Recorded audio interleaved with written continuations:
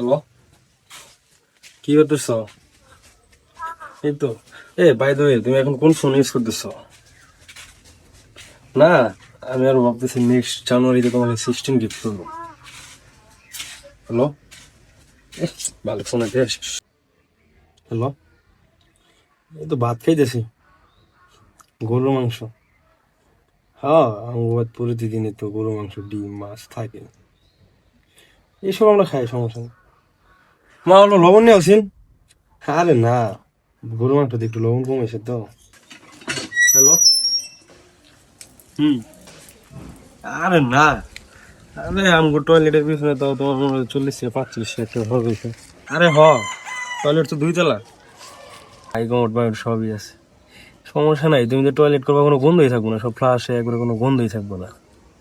সমস্যা নাই, তুমি ডিনারও করতে পারবা। হ্যালো। আরে না, যাতায়াতের কোনো অসুবিধা নেই।